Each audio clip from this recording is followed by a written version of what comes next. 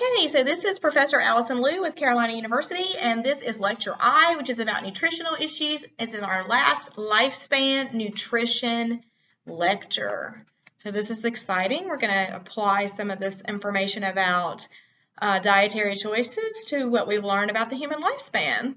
So let's talk first about diet choices and diet issues. Nutritionally, where have we been and where are we going? So in places where people have enough food to eat for the most part. And that does vary based on a lot of factors, and there are places all over the world, everywhere, that have people that are hungry. But in places where people have enough food, that has changed things. In the past, food was less accessible, basically everywhere, and people had to do more physical activity to meet their nutritional needs. They were usually farming or very near to where farming was taking place, and so participating in it as well. And people worried less about obesity and more about getting enough food. So now, and in the future, modern life has both solved and caused some of these problems in many places. So we have mostly solved some of the problems with nutritional deficiency as long as people are eating enough calories or getting enough nutrients. But we've also caused problems with obesity and decreased our activity levels such that it's detrimental to our health. So there's an increased emphasis on wellness. And also, we're starting to seek out foods that provide the greatest health benefits. So we're not just making sure that we don't have any deficiencies and that we're eating enough calories. We're looking for our foods to actually solve problems for us and help us live longer and help us live better lives, which is relatively new. So what trends are on the rise? First of all, whole foods as a trend is on the rise. And we're not talking about the store. We're talking about eating an apple instead of apple juice. We're talking about eating the beans as whole beans instead of eating them in a way that would have taken out some of their nutritional value. We're talking about eating whole grains instead of eating white bread made from grains that most of the nutrients have been removed. We're talking about having more active lifestyles and moving more and having greater fitness. Now, a lot of that in the modern world is through recreation, where actually taking the time to exercise, because our work, by and large, does not provide us with the opportunities to do a lot of physical activity. So we're doing it as recreation more and more.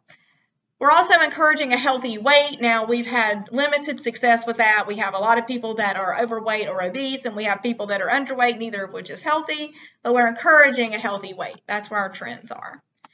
So let's talk about functional foods, because functional foods are among the trends.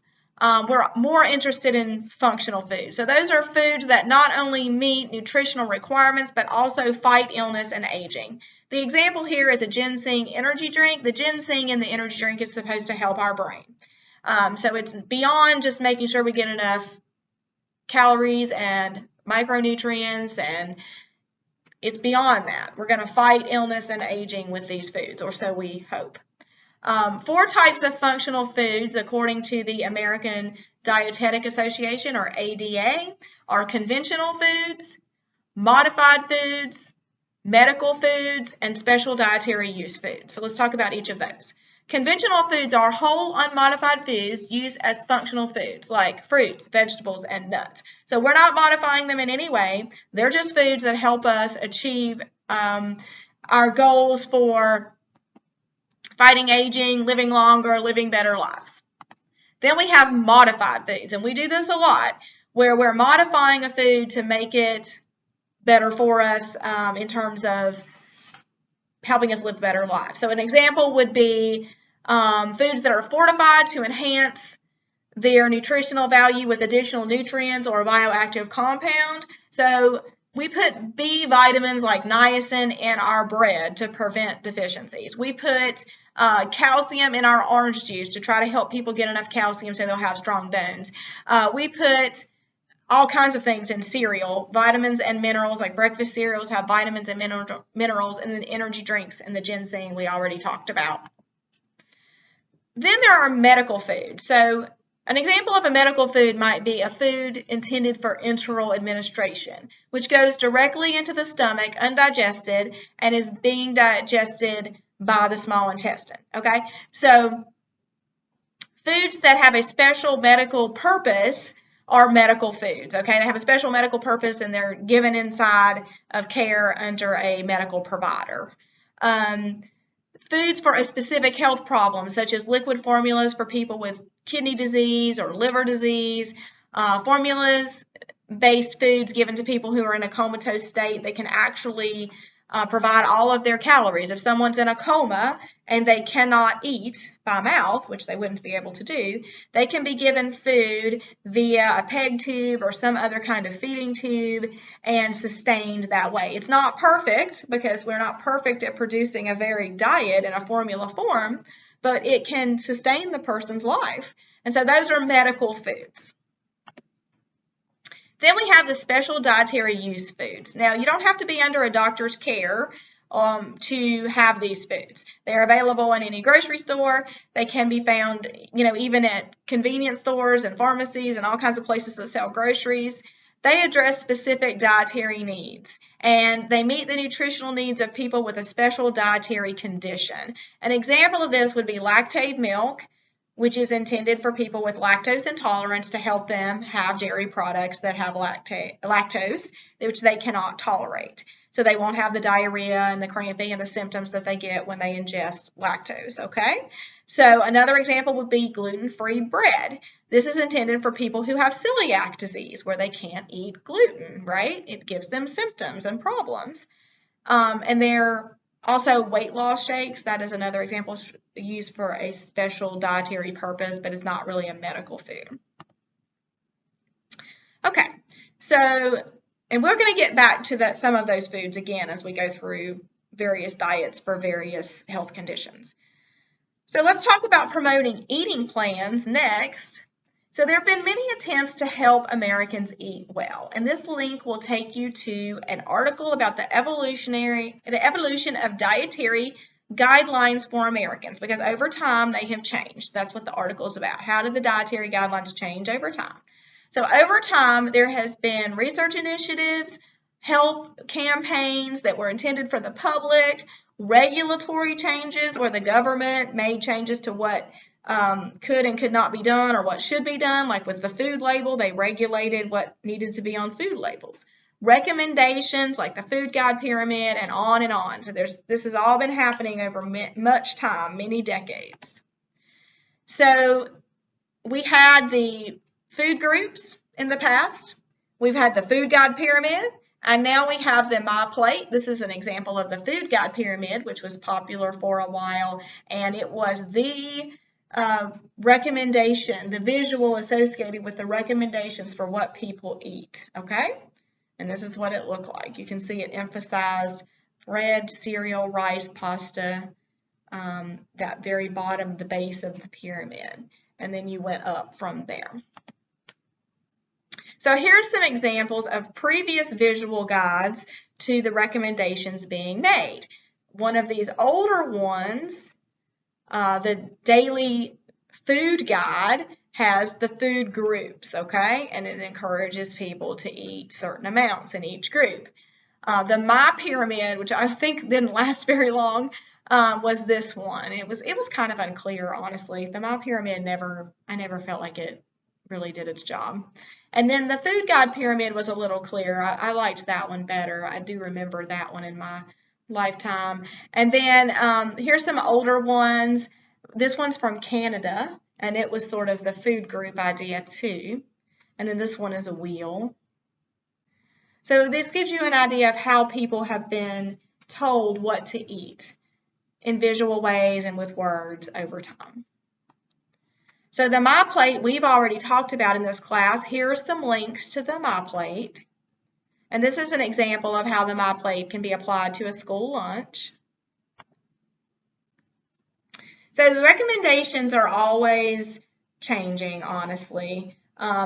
Most of them are core and don't change very much, but there's small changes all the time. And we find that people will implement guidelines, and then we realized there was a gap in what we had educated them about, and they really needed more education because they're kind of making a mistake. And so in public health, we try to ameliorate that by providing more information or better information or information a different way to help our populations be healthy.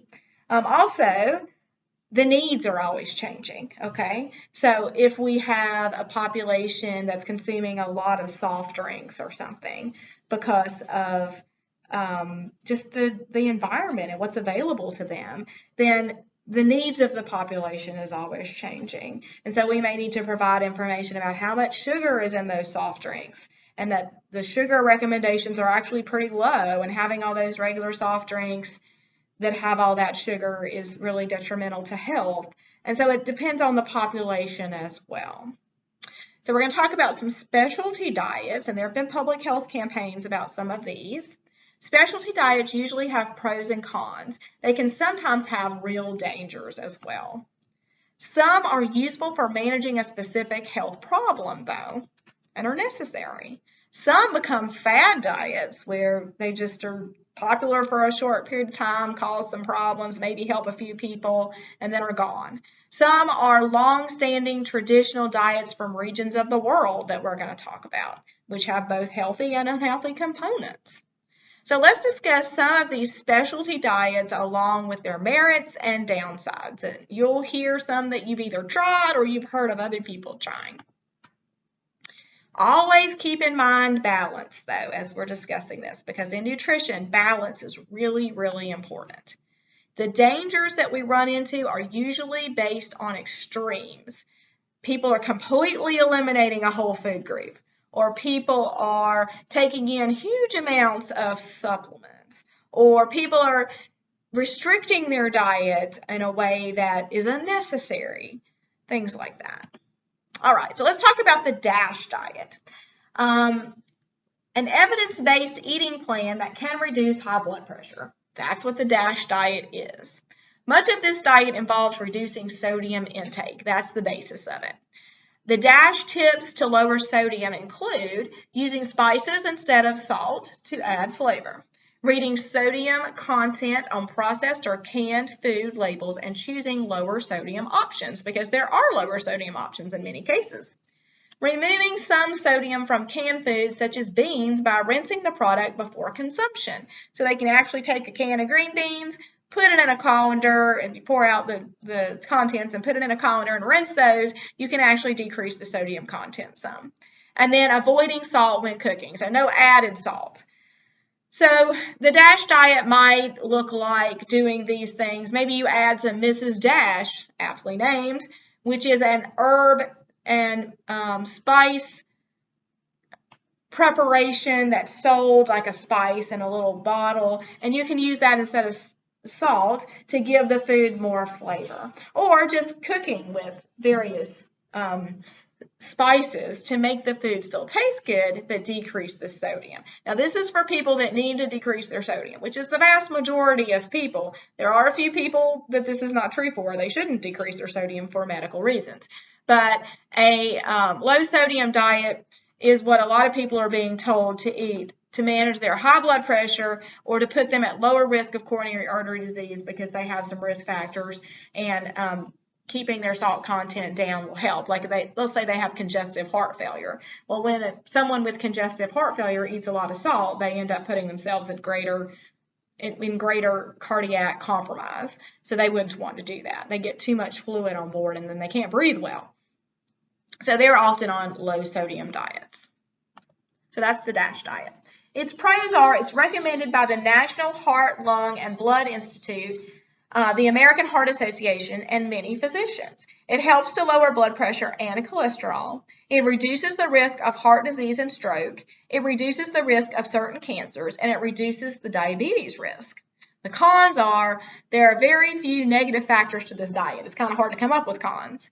But there is some risk of hyponatremia, which is low sodium in the blood. Okay, so that's the DASH diet. That one's generally accepted as pretty healthy.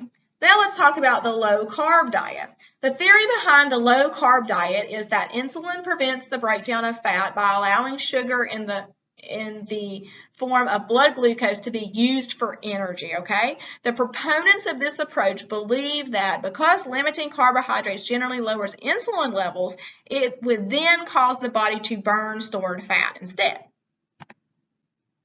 The pros of this diet are it restricts refined carbohydrates such as white flour and white sugar, which we know are not very healthy.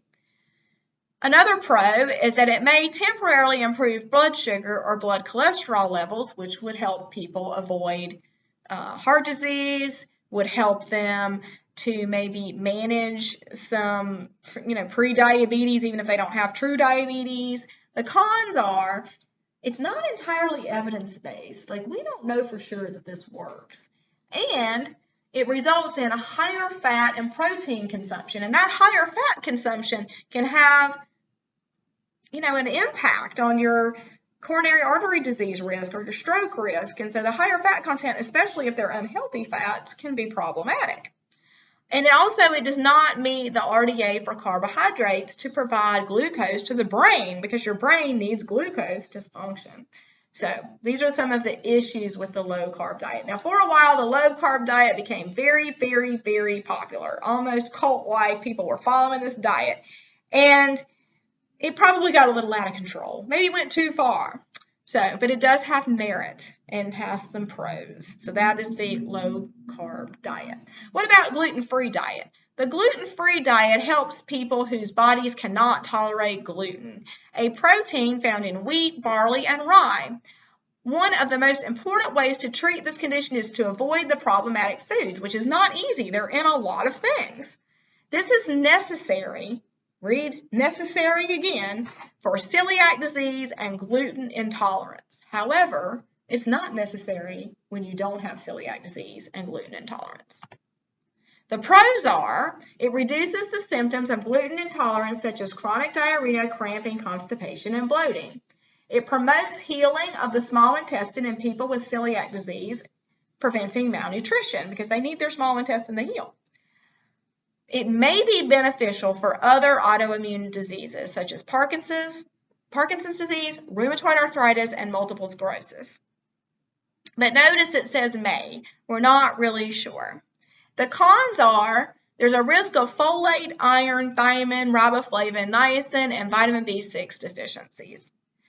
Special gluten-free products can be hard to find, and they can also be expensive. So sometimes people end up limiting their diet a lot.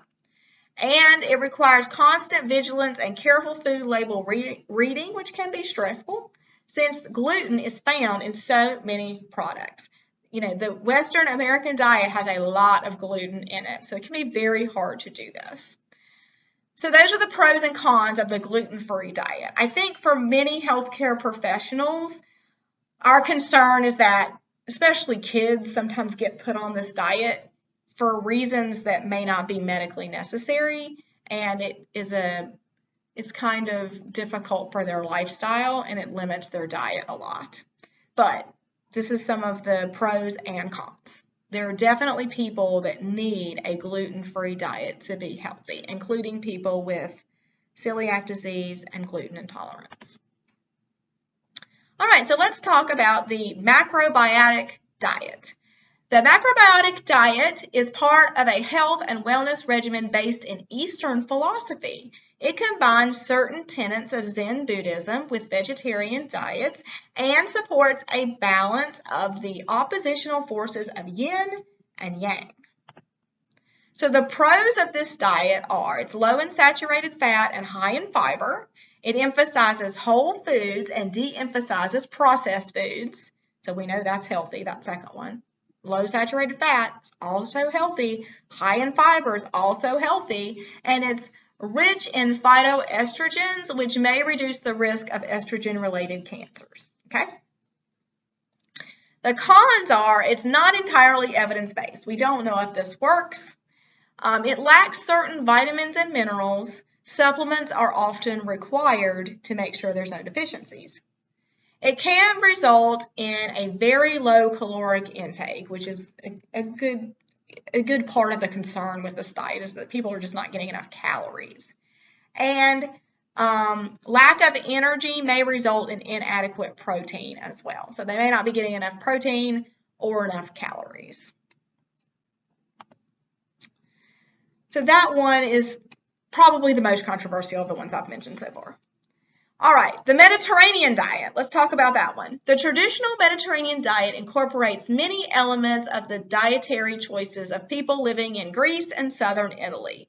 The Mediterranean diet focuses on small portions of nutritionally sound food. This diet features food from plant sources, including vegetables, fruits, whole grains, beans, nuts, seeds, breads, potatoes, and olive oil. So here are the pros to the Mediterranean diet. A reduced risk of cardiovascular disease and mortality. Lower risk of cancer. It de-emphasizes processed foods and emphasizes whole foods and healthy fats. It lowers sodium intake due to fewer processed foods.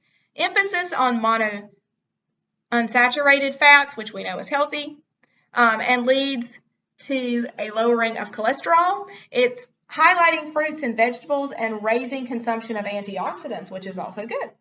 Cons: does not specify a daily serving amount. So it encourages you to eat these things, but it doesn't tell you how much to eat. There's a potential for high fat and high caloric intake with the nuts and the oils and the calorie dense foods. So people would have to watch that. And then drinking 1 or 2 glasses of wine per day may not be healthy for those with certain conditions, and it does encourage 1 to 2 glasses of wine per day. Of course, you could leave that out, but since it does, since that's part of the diet, that may not be healthy for some people. The Mediterranean diet, minus the wine perhaps, is actually really, really medically recommended. A lot of cardiologists like this diet. Now, you do have to be careful about what you're consuming as far as fats and nuts and things like that, and are you consuming too much of that or the wrong kind. But generally speaking, this diet is recommended by a lot of healthcare professionals. All right, what about the raw food diet? The raw food diet is followed by those who avoid cooking as much as possible in order to take advantage of the full nutrient content of foods. The principle behind the raw foodism is that plant foods in their natural state are the most wholesome for the body. People who practice the raw foodism approach eat only uncooked and unprocessed foods, emphasizing whole fruits and vegetables. The pros are this emphasizes a whole food diet, which we know is healthy, and it focuses on nutritionally rich foods. The cons are it's not entirely evidence-based, it's very restrictive and limits protein and healthy fat intake. It could encourage the development of foodborne illness because uncooked foods bear more foodborne illness. It's extremely difficult to follow, and it's high in fiber, which can cause essential nutrient deficiency. So if you eat a whole lot of fiber, like a lot, you can actually cause your body not to be able to absorb some of the micronutrients because the fiber kind of takes them out with the digestion process in the feces, and so you don't get them. So that can be a risk with a really high fiber diet. Then we have the vegetarian diet. Broadly speaking, vegetarians eat beans, grains, and fruits and vegetables, and do not eat red meat, poultry, seafood, and any other animal flesh. Some vegetarians, known as lacto-vegetarians, will eat dairy products. Others, known as lacto-ovo-vegetarians, will eat dairy products and eggs. A vegan diet is the most restrictive diet. Vegans do not eat dairy, eggs, or other animal products, and some do not eat honey. So the pros to the vegetarian diet are it may reduce some chronic diseases such as cancer, heart disease, and type 2 diabetes. It may help with weight reduction and weight maintenance. The cons are guidelines regarding fat and nutrient consumption must be followed. You got to do that to do this diet well, because you need to make sure you're getting everything you're supposed to get. Higher risk for nutrient deficiencies such as protein, iron, zinc, omega-3, and vitamin B12. So they're at higher risk. It's just harder to eat a vegetarian diet in a healthy way, especially if you're a vegan. And consumption of high fiber diet interferes with mineral and nutrient bioavailability. So that's what we just talked about, where if you have a lot of fiber in your diet, you actually can be blocking your ability to absorb those foods. even though most of us are eating a very minuscule amount of fiber and need to eat more, if you get way above what we need, then you're actually at risk for not being able to absorb the nutrients you need. Vegetarianism and vegan protein sources have lower quality, with majority missing at least one essential amino acid. Remember how we talked about you have to have all the amino acids together? Well, you know, if you're eating a vegetarian diet, it's harder to get that. If you're eating animal foods, the animal foods actually have all those amino acids together already. If you're eating a vegetarian diet, you have to put them together. You have to think about it. You have to plan. So vegetarian diets can be healthful, but they're harder to make healthy because you have to do a lot more planning. So what about undernutrition? Undernutrition, what are the risks? The risks are iron deficiency anemia, delayed wound healing, hormonal abnormalities, increased susceptibility to infection, and increased risk of chronic disease. And there's also increased risk for things like infertility and bone loss. Bone loss will lead to osteoporosis. The infertility is about the body, like especially in women, the body doesn't want to bring another human into the world, that doesn't want a pregnancy and an offspring and breastfeeding if the body doesn't have the nutrients to support that. So people who are very undernourished may not get pregnant. It's no guarantee. They might, but they might not. The rate of pregnancy goes down if people are undernourished. So causes for undernutrition in the U.S. include inadequate nutrition, wasting diseases such as cancer, multiple sclerosis, tuberculosis, and eating disorders. So let's talk about eating disorders for a moment. They affect 7 million women and 1 million men in the United States. That's quite a lot of people. Examples of eating disorders include anorexia nervosa, bulimia nervosa, binge eating disorder, and orthorexia nervosa, which is less commonly talked about. So let's go through those real quick. Anorexia nervosa is not consuming enough calories and nutrients to meet needs generally. And these are psychologically involved conditions. Bulimia involves eating a lot at one time usually and then purging that of one's body, sometimes through self-induced vomiting, sometimes there's use of laxatives, which usually just gets rid of the water and not the food, but it is trying to get rid of nutrients taken in. And then binge eating disorder involves just eating lots and lots of calories, way more than is needed, and can often result in obesity. Orthorexia nervosa is trying to follow all the guidelines to perfectionism, to just doing it in such a way that it becomes unhealthy. They're trying to follow so many guidelines for health that they become unhealthy by doing so. And that one is less commonly talked about and more recently recognized. So anorexia nervosa, if people are truly anorexic, they can have something like a 30% death rate. It can be very dangerous. Of course, that's dependent on how much weight they lose and how much nutrient deficiency they have, with more weight loss and more nutrient deficiency being far more dangerous. Bulimia nervosa can result in some very serious health complications. It can result in, for example, electrolyte imbalances that can cause cardiac arrhythmias. So there are actually quite a few deaths associated with bulimia nervosa. And then binge eating disorder has all of the risks of the later occurring obesity. Then the orthorexia nervosa can result in the same issues as anorexia if there's a lot of weight loss, or it can result in just a lot of compulsions that end up harming health. There's just kind of become obsessive about one aspect of their health to the point that it's a detriment to their health. So if people are experiencing these problems or believe that they are, it's important to get help, psychological help, medical help, to try to get them under control. And most people do recover from them, and they live healthy lives after they do that. Sometimes they are more lifelong conditions that kind of recur over and over again, but many times people are able to overcome them. So, especially, well, several of them actually are associated with body dysmorphia, where people are actually, for example, very thin when they have anorexia nervosa, but they don't think they are. They think they're very obese, and that's just that's a part of the psychological issues that are going on with someone with that disorder. So it's a large number of people affected. It's more women than men, but it's affecting lots of people, and there is help out there for these issues. All right, so I think we already did that slide. Okay, hunger. Let's talk about hunger. Food security and food insecurity.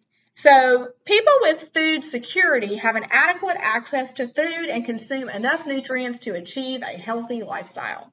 People with food insecurity experience not having adequate access to food that meets their nutritional needs. What are the attempts to assist people with food insecurity? So we've mentioned maybe one or two of these before, but we're going to talk about them a little more in depth. Local programs and organizations provide soup kitchens, backpack programs, and food banks to try to help people supplement the food that they have. So soup kitchens are just that. You go into the soup kitchen if you're in need of food, and they feed you a meal.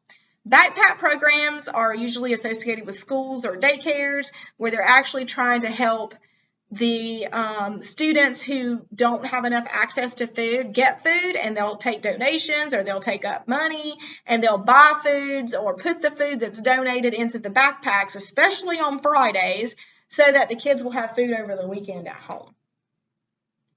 And then food banks are places people can go and get food, usually for free or very reduced cost, and it's often donated food, and they do this to supplement whatever food they already have. And then there's the SNAP program, which is sometimes or formerly called food stamps. So SNAP is a government program where people are told you have this amount of money to spend on food, and they can just go get that food at a store. And there's a process for doing that. It used to be stamps. That's why it was called food stamps. But now there's cards and other things. And it is usually administrated by the states, but there's federal money. And then there's WIC, which is a supplemental food program for women, infants, and children. And this is to help women and infants and children have enough of key nutrients that they need in order to stay healthy, like protein. It pays for things like milk, pays for infant formula, and this is for preschool-age children, infants, and pregnant women. So then there's free and reduced price school lunches. Now, sometimes that looks like people have to apply. The student is requested to turn in a paper, and if they meet the income criteria, they'll get free or reduced lunch. Sometimes, at least in North Carolina, the whole school is on free or reduced lunch because there's enough people in the school that meet the criteria for free or reduced lunch that they just do the whole school. They just have the whole school on the program, and that reduces the need to do those applications. So this is a way to get breakfast and lunch typically for students who might go hungry if they didn't get that. So they get 2 meals out of 3 a day. It does continue in the summer. There's summer lunch programs, and during the pandemic, we had lunch programs or meal programs where you could just show up at the school. They'd have the food out on the tables because this was during COVID and we were trying to prevent COVID infections, so they did it outside, and you could just take meals with you. They let adults do that too. But now we're back to normal times, and in normal times, you would go to the school during the summer. Certain schools are assigned to this program, usually in areas where more people would benefit, and students can get lunches there. Then there's Meals on Wheels, which is primarily intended for the elderly. So this program is mostly elderly people or disabled people, and what happens is volunteers bring the food out to them, to their house, and they'll bring freezer meals to put in the freezer for in case there's a winter storm or something, but they come frequently to bring the hot meals. And this program helps seniors to have enough food. Now, sometimes they pay a nominal fee for it, and sometimes it's free. It depends on the needs of the senior, like what their income is. But it helps a lot of people with medical problems to get enough food. So the Meals on Wheels program is usually administered by an agency within the community. I think the one here in Forsyth County is administered by, I think it's the Program on Aging here. But there's somebody that's in charge of the Meals on Wheels program, and they administer it. And, you can apply if you think you meet the criteria and you don't have enough food or you have food insecurity. So there are attempts all the time to try to reduce hunger. They are not adequate to solve all the problems related to hunger. There's still people going hungry, unfortunately. There's still problems, but these are some of the ways that there's attempts made to reduce food insecurity and hunger. All right, so go ahead and do your questions for this section. Those are on e-learning. And then start preparing for your final exam because we're going to review for that in our next lecture. And I'm looking forward to that. We've learned a lot so far, and we're going to try to tie it all together.